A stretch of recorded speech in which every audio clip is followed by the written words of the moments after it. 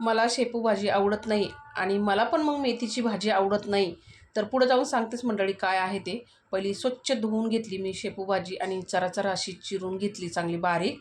आता इकडं मी मेथीची भाजी पण साफ करून घेतलेली आहे. मिरची, लसूण, शेंगदाणे घेतलेले आहेत. मिरची लसूणचा ठेचा करून घेतलेला आहे मी आणि शेंगदाणे भरड असे मिक्सरला फिरून घेतले. आता कढईमध्ये तेल गरम करून त्याच्यामध्ये लसूण टाकला चिरलेला, गुलाबी रंगावर आला की लगेच त्याच्यामध्ये शेपू भाजी टाकून घेतली आणि मिरची लसूणचा ठेचा टाकलेला आहे. वरतून थोडंसं मीठ घालून मस्त भाजीनं वाफवून घेतली. नंतर स्वच्छ धुवून घेतलेली मुगाची डाळ टाकली आणि भाजी चांगली शिजून घेतली. इकडं आपली मेथीची भाजी पण तयार झालेली आहे. आता चपाती पण इकडं गरम गरम तयार करून घेतलेली आहे. तर सकाळचे 2 डब्बे होते मंडळी. एकाला शेपू भाजी आवडत नाही, एकाला मेथीची भाजी आवडत नाही. चला म्हटलं एक जुडी भाजी होती, दोघांना पण बनवून दिली. तर चला आपल्या इथं डब्बे तयार झालेले आहे. तर तुमच्याबरोबर पण असं कधी होतं का? नक्की कमेंट करून सांगा. भेटूया पुढच्या व्हिडिओमध्ये. धन्यवाद.